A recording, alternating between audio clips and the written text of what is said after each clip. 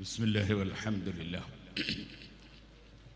نشهد أن لا إله إلا الله ونشهد أن محمدا عبده ورسوله اللهم صل وسلم وبارك على سيدنا محمد وعلى آله وأصحاب سيدنا محمد.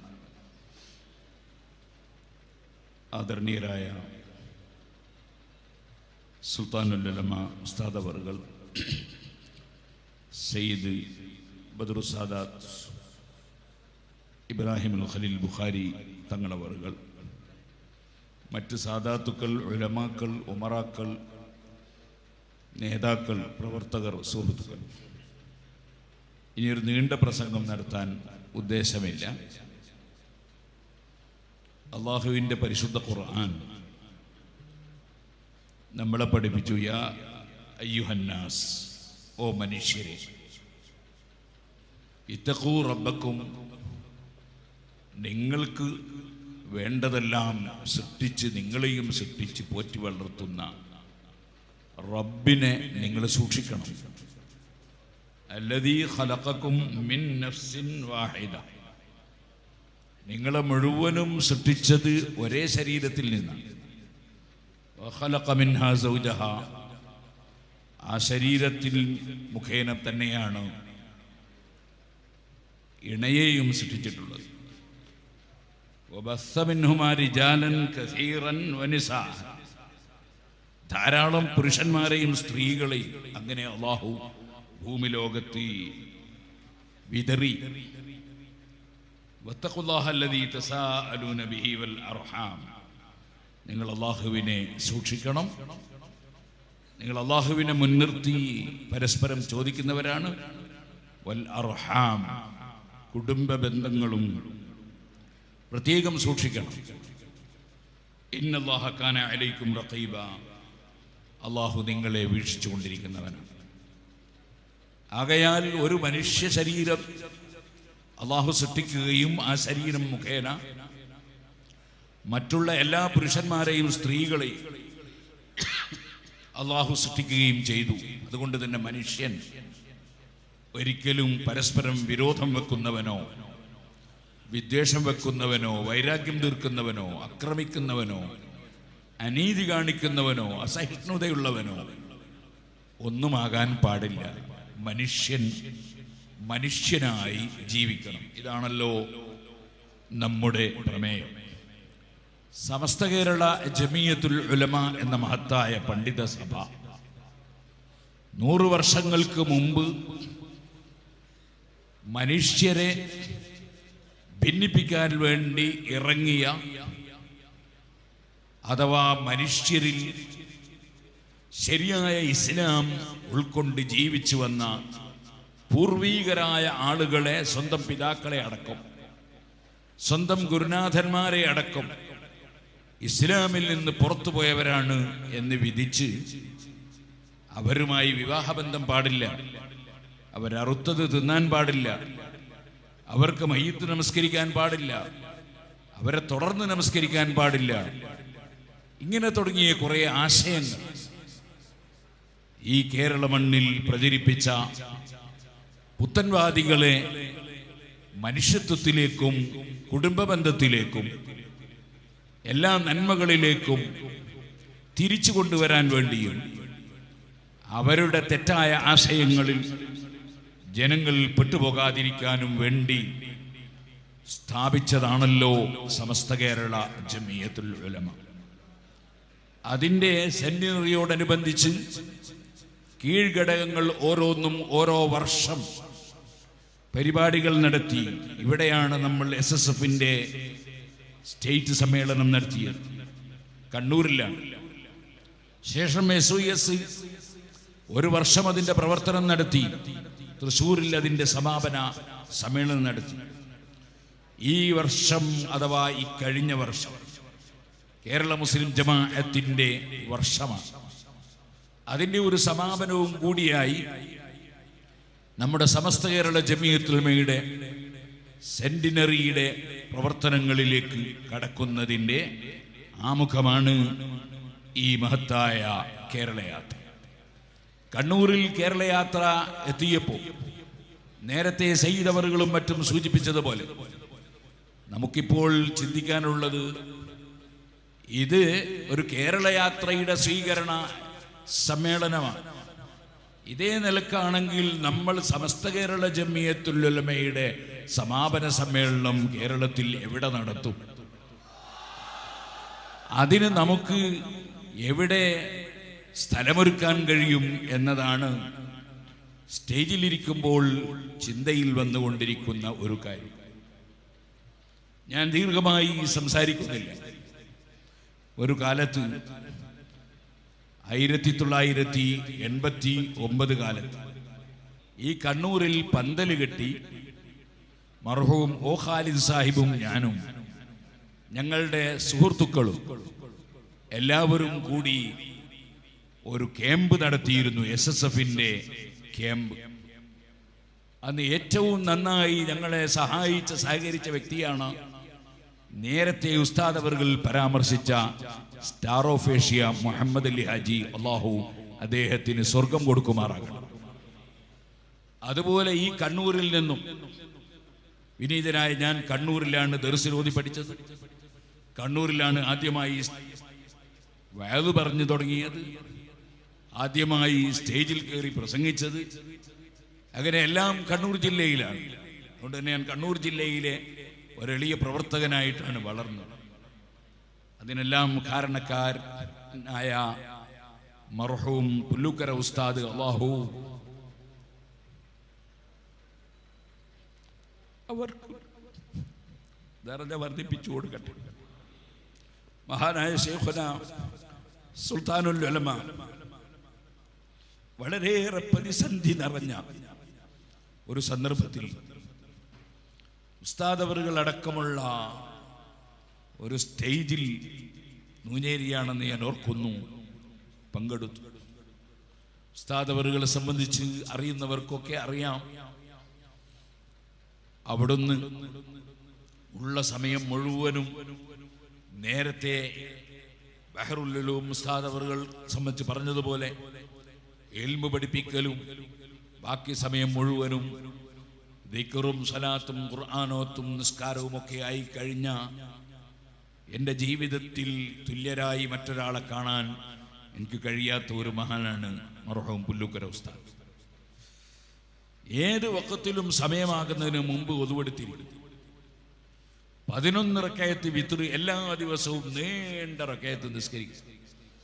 ദുഹാ 8 റകഅത്തും പലപ്പോഴും സുജൂദിൽ, ഈ സുജൂദിൽ ഉസ്താദ് വിട പറഞ്ഞു പോയോ എന്ന് എൻ്റെ മനസ്സിൽ തന്നെ ചിന്തിച്ചു പോയ സന്ദർഭങ്ങളുണ്ട്.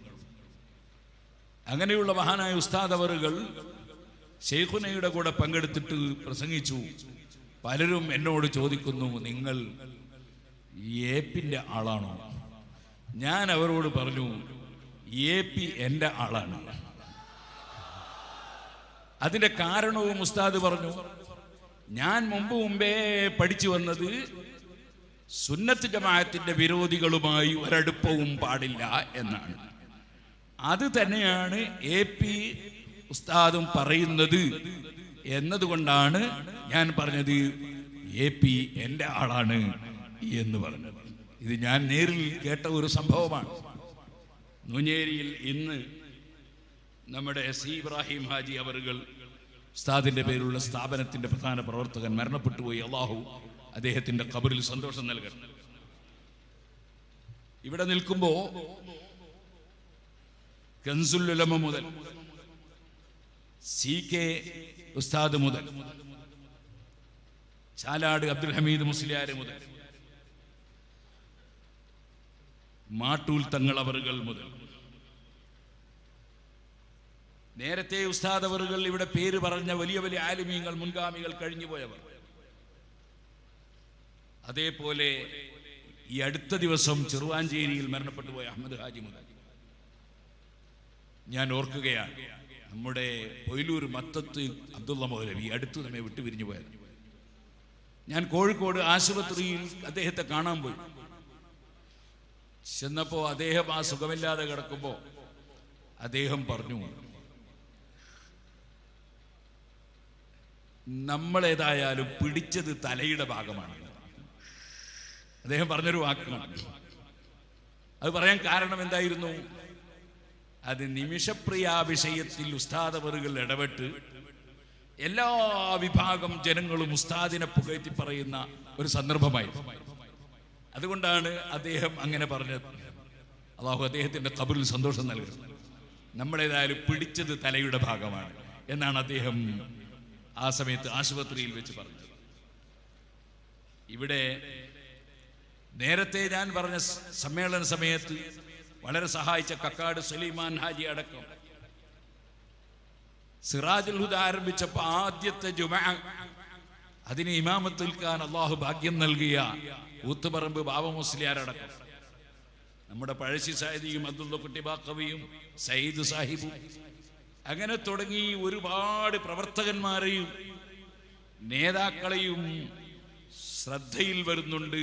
മുഴുവൻ പറഞ്ഞാൽ സമയം പോകുമല്ലോ. അല്ലാഹു ആരെല്ലാം നമ്മുടെ പ്രസ്ഥാനത്തിന് വേണ്ടി പ്രവർത്തിച്ചവരുണ്ടോ, സഹായിച്ചവരുണ്ടോ, സഹകരിച്ചവരുണ്ടോ, എല്ലാവർക്കും നമുക്കും സ്വർഗം നൽകുമാറാകണം. നമ്മുടെ പട്ടുവും ഉസ്താദ് അടക്കമുള്ള പ്രായമുള്ള പണ്ഡിതന്മാർക്കും നേതാക്കൾക്കും പ്രവർത്തകർക്കും അള്ളാഹു അവന്റെ പൊരുത്തത്തിൽ ആരോഗ്യത്തോടെ ഏറ്റവും ഉപരി മഹാനായ ശൈഖുനാ ഉസ്താദ് അവറുകൾക്കും ദീർഘായുസ്സും ആഫിയത്തും ഹിമ്മത്തും ഏറ്റിത്തരുമാറാകണം. സുഹൃത്തുക്കളെ, ഞാൻ തുടക്കത്തിൽ പറഞ്ഞ കാര്യം നിങ്ങൾ ശ്രദ്ധിച്ചു നോക്കൂ. ഒരു മനുഷ്യന് എങ്ങനെയാണ് സ്വന്തം ബാപ്പയെ സംബന്ധിച്ച് അദ്ദേഹം അബൂജഹലിനേക്കാൾ കടുത്ത മുശ്രിക്കാണ് എന്ന് പറയാൻ സാധിക്കും? സ്വന്തം ബാപ്പ അദ്ദേഹം ചെയ്ത തെറ്റെന്താണ്? അദ്ദേഹം മങ്കൂസ് മൗലിദ് ഓതി, മരിച്ച ഉപ്പാപ്പാന്റെ പേരിൽ യാസീൻ ഓതി, മരിച്ച ഉപ്പാപ്പയുടെ ഖബർ സിയാറത്തിന് ചെന്നു.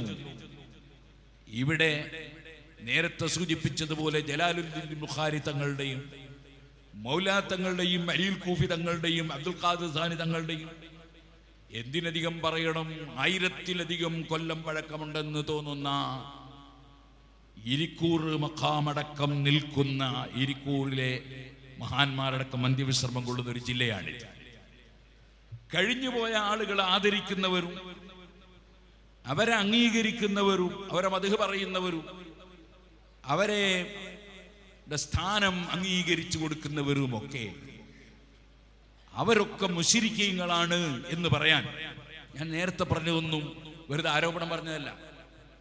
1980 ജനുവരിയിലെ പുത്തൻവാദികളുടെ മാസിക നോക്കിയാൽ അതിൽ നിങ്ങൾക്ക് കാണാം മൗലിദ് ഓതുന്നത് ശിർക്ക്, മാല ചൊല്ലുന്നത് ശിർക്ക്, ഒക്കെ ശിർക്കുകൾ എന്ന് പറഞ്ഞിട്ട് അവസാനം പറയാണ് ശിർക്ക് ചെയ്യുന്നവരുമായുള്ള വിവാഹ ബന്ധവും അവരെ തുടർന്ന് നമസ്കരിക്കലും അവർക്ക് മയ്യിത്ത് നമസ്കരിക്കലും അവരറുത്തത് ഭക്ഷിക്കലും അനുവദനീയമല്ല. ഇത്രയും നീചരായി സ്വന്തം പിതാക്കളെയും സ്വഹാബത്തിന്റെ കാലഘട്ടം മുതൽ ജീവിച്ചു വന്ന മുഴുവൻ ആളുകളെയും ഇത്രയും നീചരായി ചിത്രീകരിക്കുന്ന ഒരൽപ്പവും മനുഷ്യത്വമില്ലാത്ത സ്വഭാവം, ഇത് ബിദ്അത്തിന്റെ ഭവിഷ്യത്താണ്, യാതൊരു സംശയവും ഇല്ല. ബിദ്അത്ത് വന്നാൽ അങ്ങനെയാണ്. സയ്യിദുനാ അലി ഇബ്നു അബീ ത്വാലിബ് റളിയല്ലാഹു അൻഹു സ്വർഗ്ഗത്തിലാണെന്ന് നബി സല്ലല്ലാഹു അലൈഹി വസല്ലം കൃത്യമായി പറഞ്ഞതല്ലേ? അലിയും ഫിൽ ജന്ന. എത്ര ഹദീസുകളുണ്ട് അലി റളിയല്ലാഹു അൻഹുവിന്റെ ബഹുമാനം പറയുന്ന ഹദീസ്. പക്ഷേ ആ അലി റളിയല്ലാഹു അൻഹു സുബ്ഹി നിസ്കരിക്കാൻ വേണ്ടി പള്ളിയിലേക്ക് ഒതുവെടുത്ത് പള്ളിയിലേക്ക് കയറി വരുമ്പോ വാളുകൊണ്ട് ഇബ്നുൽ മുൽജിം എന്ന് പറയുന്ന പുത്തൻവാദി തലക്ക് വെട്ടിക്കൊന്നു കളഞ്ഞില്ലേ? ബിദ്അത്ത് മനസ്സിൽ കടന്നാൽ അങ്ങനെയാണ്. നിങ്ങൾ നോക്കൂ, സയ്യിദുനാ അബൂബക്കർ സിദ്ദീഖ് റളിയല്ലാഹു അൻഹുവിനേക്കാൾ മഹത്വമുള്ള ഏതെങ്കിലും ഒരു വ്യക്തി അമ്പിയാക്കൾക്ക് ശേഷമുണ്ടോ? ആ സിദ്ദീഖ് റളിയല്ലാഹു അൻഹു പിഴച്ചുപോയി എന്ന് യാതൊരു ലജ്ജയും കൂടാതെ റാഫിളത്ത് എന്ന് പറയുന്ന പുത്തൻവാദികൾ വാദിച്ചില്ലേ? ആ റാഫിളത്ത് പറഞ്ഞ കാരണം എന്താണ്? മുഹമ്മദ് നബി സല്ലല്ലാഹു അലൈഹി വസല്ലം തങ്ങൾ ചെയ്യാത്ത ഒരു പുതിയ കാര്യം അബൂബക്കർ ചെയ്തു, അതുകൊണ്ട് അദ്ദേഹം ബിദ്അത്തുകാരനാണ് എന്നാണ് പറഞ്ഞത്. അതന്നല്ലേ ഇപ്പോഴും ബിദ്അത്തുകാർ പറയുന്നു.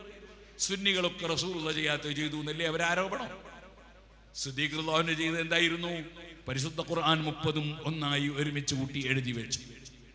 അതില്ലായിരുന്നുവെങ്കിൽ ഇവിടെ ദീൻ സംരക്ഷിക്കാൻ കഴിയുമായിരുന്നോ? ഇവിടെ ഖുർആൻ സംരക്ഷിക്കാൻ കഴിയുമായിരുന്നു. അതുകൊണ്ടല്ലേ ഉമർ ഇബ്നു ഖത്താബ് റളിയല്ലാഹു അൻഹു അത് ഉണർത്തിയതും ഇന്ന ഹാദാ ലവല്ലാഹി ഖൈർ, ഇത് ഖൈറായ കാര്യമാണ്, നബി തങ്ങൾ ചെയ്തു പഠിപ്പിക്കേണ്ടതില്ല.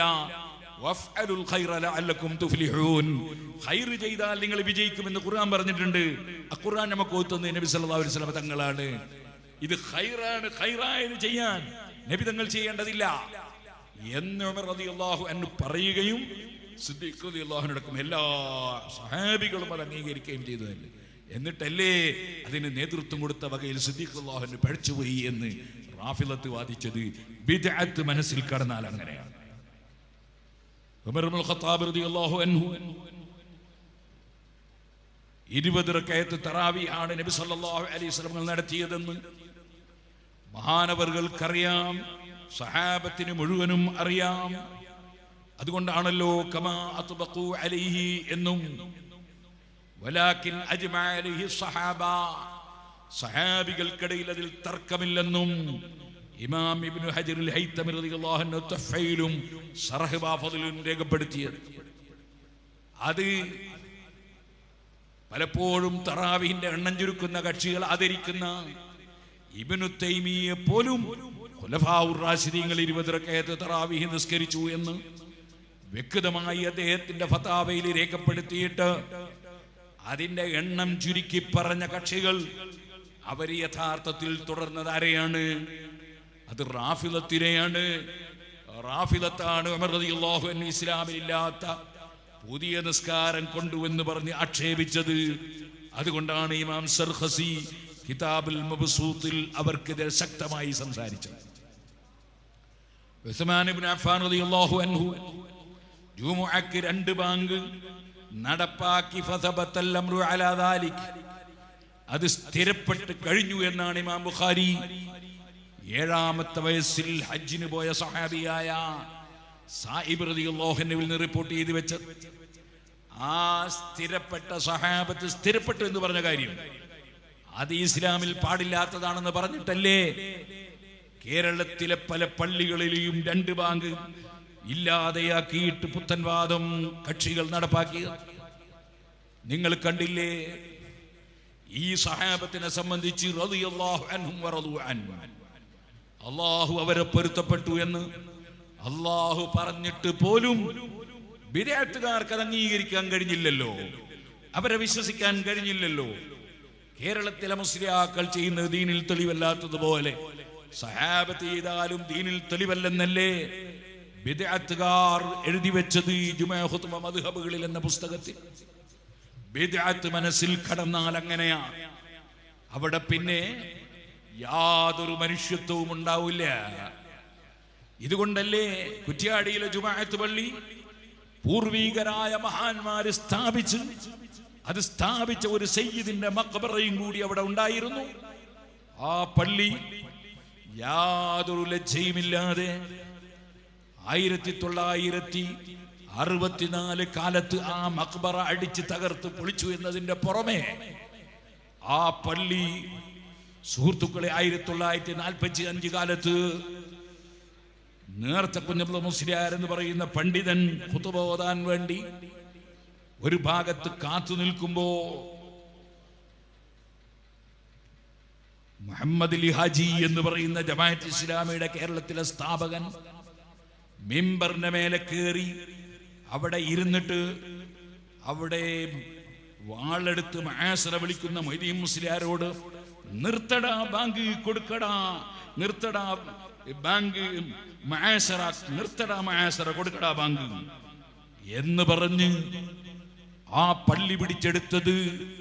സുഹൃത്തുക്കളെ, ഈ പൂർവീകർ ഈ പള്ളി എന്തിനു നിർമ്മിച്ചു? അവർ ഏത് ലക്ഷ്യത്തിൽ നിർമ്മിച്ചു? അവരിവിടെ എന്ത് നടപ്പാക്കി?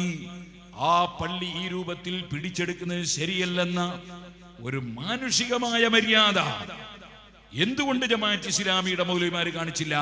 കാരണം ബിദ്അത്ത് ഹൃദയത്തിൽ കടന്നതാണ്.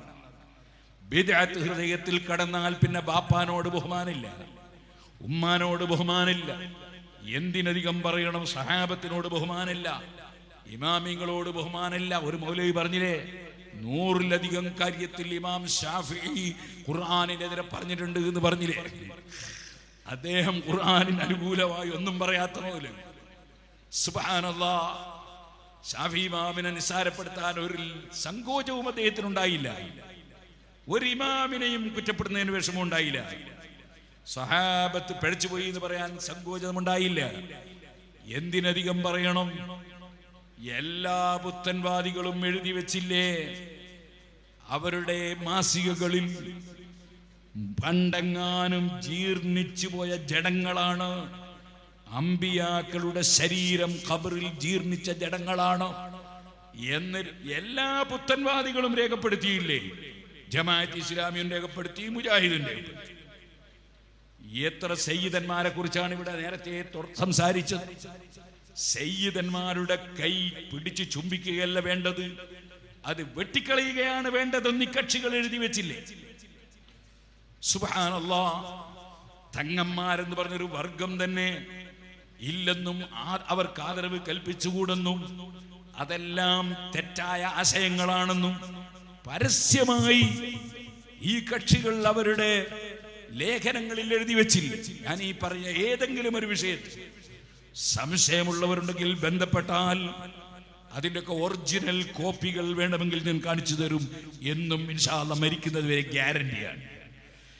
ഇവിടെ മഹാനായ മുഹീദ്ദീൻ ശൈഖ് റളിയല്ലാഹു അൻഹുവിനെ സംബന്ധിച്ച് യാതൊന്നു കാണുവതു നാരായണ പ്രതിമ, യാതൊന്നു ചൊല്ലുവതു നാരായണായ നമ എന്ന ശ്രീശങ്കരാചാര്യരുടെ തത്വശാസ്ത്രക്കാരനായ, ഇസ്ലാമിൽ നിന്ന് പുറത്തുപോയ ആളായിരുന്നുവെന്ന് മുഹീദ്ദീൻ ശൈഖ് റളിയല്ലാഹു അൻഹുവിനെ സംബന്ധിച്ച് അൽമനാറിൽ എഴുതി വെച്ചത് കൂത്തുപറമ്പിലെ ഒരു പ്രസംഗത്തിൽ ഞാൻ വായിച്ചപ്പോൾ അത് ഒറിജിനൽ കോപ്പി അല്ല, അത് ഡ്യൂപ്ലിക്കേറ്റ് ഫോട്ടോ കോപ്പിയാണ് എന്ന് പറഞ്ഞൊരു മനുഷ്യൻ സ്റ്റേജിന്റെ അടുത്ത് വന്നപ്പോ, ഇപ്പൊ കൊണ്ടുവന്ന് ഒറിജിനൽ കാണിച്ചു തന്നാൽ നീ സുന്നത്ത് ജമാഅത്തിലേക്ക് വരുമോ എന്ന് ചോദിച്ചിട്ട് ടാക്സിയും കൂട്ടി എന്റെ വീട്ടിൽ പോയി അതിന്റെ ഒറിജിനൽ കോപ്പി കൊണ്ടുവന്ന് കൂത്തുപറമ്പിലെ സ്റ്റേജിൽ ഹാജരാക്കിയത് എനിക്ക് ഓർമ്മയുണ്ട്. അന്നത് ഹാജരാക്കിയിട്ട് അവൻ നന്നായോ? അവൻ പിന്നെ അവിടുന്നും കുറച്ചുകൂടി കൂടുതൽ പിഴച്ചുപോയി എന്നാണ് എന്റെ അറിവ്. പിഴവ് എന്ന് പറഞ്ഞാൽ അങ്ങനെയാണ്, ഇരുട്ടിൽ തപ്പുമ്പോൾ എവിടെയെല്ലാം തടഞ്ഞു വീഴുമെന്നറിയില്ല. അതുകൊണ്ട് എല്ലാ മനുഷ്യരോടും പറയാനുള്ളത്, മുസ്ലിങ്ങളാണോ നിങ്ങൾ അഹ്ലുസുന്നത്തി വൽ ജമാഅത്താകണം. മറ്റു മതക്കാരോട് നമ്മൾ അത് പറയുന്നില്ല. അവർക്ക് ഇസ്ലാമിനെ സംബന്ധിച്ച് പഠിക്കാം, അത് മനസ്സിലാക്കി അവർക്ക് ഇസ്ലാമിലേക്ക് എന്നും വരാൻ അവർക്ക് സ്വാതന്ത്ര്യമുണ്ട്. നമ്മൾ ആരുടെയും സ്വാതന്ത്ര്യത്തിൽ ഇടപെടുന്നില്ല. കാരണം ഖുർആൻ പഠിപ്പിച്ചത് അങ്ങനെയാണ്. മനുഷ്യന്മാരെ വിശ്വസിക്കാൻ വേണ്ടി നിർബന്ധിക്കുകയോ, അങ്ങനെ നിർബന്ധിക്കുന്ന ഒരു ഏർപ്പാടില്ല എന്നാണ് ഖുർആൻ പഠിപ്പിച്ചിട്ടുള്ളത്. അതുകൊണ്ട് തന്നെ മറ്റു മതക്കാരോട് നമുക്ക് വിദ്വേഷവും വൈരാഗ്യമൊന്നുമില്ല. ഇമാമിങ്ങളെ കിതാബിൽ ഒരു ചർച്ചയുണ്ട്. നിങ്ങൾ ശാഫിഈ മദ്ഹബിലെ ഏറ്റവും പ്രബലമായ നിഹായ എടുത്തു നോക്കൂ, അവിടെ ഒരു ചർച്ചയുണ്ട്. അതേപോലെ അതിന്റെ ഹാഷിയായ സബ്റാമുൽ നസി നോക്കൂ, ഒരു ചർച്ചയുണ്ട്. എന്താ ചർച്ച? നമ്മളോട് സൗഹാർദ്ദത്തിൽ ജീവിക്കുന്ന അമുസ്ലിം സഹോദരന്മാർ മുസ്ലിം പണ്ഡിതന്മാരോട് വന്ന് പറഞ്ഞു, മഴയില്ലാതെ ബുദ്ധിമുട്ടിലാണ് ഉസ്താദേ, നിങ്ങളൊന്ന് മഴയെ തേടുന്ന നിസ്കാരം നടത്തി പ്രാർത്ഥിച്ചു തരണമെന്ന് പറഞ്ഞാൽ ആ അമുസ്ലിം സഹോദരന്മാർക്ക് മഴ കിട്ടാൻ വേണ്ടി പ്രാർത്ഥിച്ചു കൊടുക്കണം. കാരണം അവരും മനുഷ്യരാണ് എന്ന് നമ്മുടെ ശാഫിഈ മദ്ഹബിലെ ഏറ്റവും പ്രബലമായ കിതാബായ നിഹായിയും സബ്റാമുൽ നസിയും നോക്കുന്നവർക്ക് കാണാം. എന്നാൽ അവിടെ ഒരു കാര്യം അവർ ഉണർത്തി, ഇതേ പ്രാർത്ഥന നടത്താൻ സുന്നികളല്ലാത്തവർ പറഞ്ഞാൽ അവർക്ക് പ്രാർത്ഥിച്ചു കൊടുക്കാമോ? സുബ്ഹാനല്ലാഹ്. സൗഹാർദ്ദത്തിൽ ജീവിക്കുന്ന അമുസ്ലിമീങ്ങൾക്ക് പ്രാർത്ഥിച്ചു കൊടുക്കണം എന്ന് പറഞ്ഞ ഇമാമിങ്ങൾ ചർച്ച ചെയ്യാണ്. സുന്നികളല്ലാത്തവർ അവർക്ക് പ്രാർത്ഥിച്ചു കൊടുക്കാൻ പറഞ്ഞാൽ പ്രാർത്ഥിച്ചു കൊടുക്കാമോ? അവർ പറയുന്നു പ്രാർത്ഥിച്ചു കൊടുക്കാൻ പാടില്ല. എന്തുകൊണ്ട്? മുസ്ലിം പണ്ഡിതന്മാർ അവർക്കങ്ങനെ പ്രാർത്ഥിച്ചു കൊടുക്കുന്നത് കണ്ടാൽ മറ്റുള്ളവർ ധരിക്കും അവർക്ക് വലിയ കുഴപ്പമൊന്നുമില്ല എന്ന് ധരിക്കും. അതുകൊണ്ട് പണ്ഡിതന്മാർ അങ്ങനെ പുത്തൻവാദികൾക്ക് പ്രാർത്ഥിച്ചു കൊടുക്കാൻ പാടില്ല എന്ന് ശാഫഈ മദ്ഹബിലെ പ്രബലമായ ഗ്രന്ഥത്തിൽ കാണാം. നിഹായിയും സബ്റാബുൻ നസീം നോക്കിക്കോളൂ. അതുകൊണ്ട് സുഹൃത്തുക്കളെ, സമസ്ത കേരള ജമിയത്തുൽ ഉലമാ അത് രൂപീകരിച്ച് പ്രവർത്തിക്കുന്ന കാലം, അതിലേക്കൊന്നും ഇപ്പോൾ ഞാൻ കടക്കുന്നില്ല. ആ കാലം കുറച്ച് മുന്നോട്ട് നീങ്ങി 953 ശംസുൽ ഉലമാ ഖുത്ബി മുഹമ്മദ് മുസ്ലിയാർ അവർ അന്ത്യവിശ്രമം കൊള്ളുന്ന കണ്ണൂർ ജില്ലയിലാണ്. അള്ളാഹു അവിടുത്തെ ദറജ വർദ്ധിപ്പിച്ചു കൊടുക്കട്ടെ. ചുക്ലിയിലാണ്. മഹാനവറുകൾ അടക്കം മുഹമ്മദ് കോയ സാലിയാത്തി അടക്കമുള്ള വലിയ ആലിമീങ്ങൾ ഇതേ കണ്ണൂർ ജില്ലയിൽ തന്നെ ജീവിച്ചു പോയ ബഹുമാനപ്പെട്ട പുതിയ വീട്ടിൽ അബ്ദുള്ള മുസ്ലിയാർ എന്ന് പറയുന്ന പാറക്കടവ് വലിയ ഖാദി അവറുകൾ ആ സമ്മേളനത്തിന്റെ 2 ദിവസം മുമ്പോ മറ്റോ മരണപ്പെട്ടു പോയതുകൊണ്ട് നിശ്ചയിക്കപ്പെട്ട പണ്ഡിതന്മാരിൽ അവരൊഴിച്ച് ബാക്കിയുള്ള സമസ്തയുടെ ഉലമാക്കൾ പെരിന്തൽമണ്ണ യോഗം ചേർന്നിട്ട് പുത്തൻവാദികളെ പുസ്തകങ്ങൾ പരിശോധിച്ച് അന്ന് അവര് പിഴച്ചുപോയവരാണെന്ന് പ്രഖ്യാപിച്ചതിന്റെ പുറമെ അവരോട് എങ്ങനെ പെരുമാറണം എന്നത് രേഖപ്പെടുത്തുമ്പോൾ അവർക്ക് വിവാഹം കഴിച്ചു കൊടുക്കരുത്, അതേപോലെ അവരെ തുറന്ന് നിസ്കരിക്കരുത് തുടങ്ങിയതൊക്കെ പറയുന്നതിന് മുമ്പ് ആദ്യം പറഞ്ഞ കാര്യം അവരുമായി കൂടി പെരുമാറാതിരിക്കുക. എന്തിനാണത് പറഞ്ഞത്? കാരണം അവരുമായി കൂടി പെരുമാറിയിട്ട് അവരുടെ ആ ഈമാൻ നശിച്ചു പോകുന്ന രോഗം നമ്മുടെ മുസ്ലിമീങ്ങളെ ഹൃദയത്തിലേക്ക് പകർന്ന് അങ്ങനെ നമ്മുടെ മുസ്ലിങ്ങളുടെ ഈമാൻ നഷ്ടപ്പെട്ടു പോകാതിരിക്കാനാണ് അങ്ങനെ പറഞ്ഞിട്ടുള്ളത് എന്ന് എന്റെ മാന്യ മുസ്ലിം സഹോദരന്മാര് മനസ്സിലാക്കണം. ആ പണ്ഡിതന്മാരെ 100% പിന്തുടർന്ന് അന്നത്തെ ഉലമാക്കൾ പറഞ്ഞ അതേ നയത്തിലും അതേ ആശയത്തിലുമായി മുറുകെ പിടിച്ച് മുന്നോട്ട് പോകുന്ന സമസ്ത കേരള ജമിയത്തുൽ ഉലമാ, അതാണ് താജുൽ ഉലമ നേതൃത്വം നൽകിയത്, അതാണ് സുൽത്താനുൽ ഉലമ നേതൃത്വം നൽകിയത്, അതാണ് റഈസുൽ ഉലമ നേതൃത്വം നൽകുന്നത്. അതിന്റെ വലിയ സമ്മേളനങ്ങളും പരിപാടികളുമൊക്കെ നമുക്ക് ഇൻഷാ അല്ലാഹ് പിന്നീട് നടക്കാനുണ്ട്. നിങ്ങളെല്ലാവരും നല്ല ആവേശത്തോടെ സുന്നത്ത് ജമാഅത്തിന്റെ പ്രവർത്തന രംഗത്ത് എല്ലാ വിഭാഗം ജനങ്ങൾക്കും നന്മകൾ വാരി വിതറി സുന്നത്ത് ജമാഅത്തിന്റെ ആശയ പ്രചരണ രംഗത്ത് സജീവമായി ഉണ്ടാകണമെന്ന് ഓർമ്മപ്പെടുത്തി ഞാൻ എൻ്റെ വാക്കുകൾ നിർത്തട്ടെ. അർഹമുർ റഹീമീനായ റബ്ബേ, മഹാനായ ശൈഖുനാ അവറുകൾക്കും അതുപോലെ ഞങ്ങളെ സർവ്വ ആലിമീങ്ങൾക്കും നീ അല്ലാഹുവേ നിന്റെ പൊരുത്തത്തിൽ ഞങ്ങൾക്കും നല്ല ഹിമ്മത്തോടെ ആരോഗ്യത്തോടെ ദീർഘ ആയുസ് നൽകണം റഹ്മാനെ.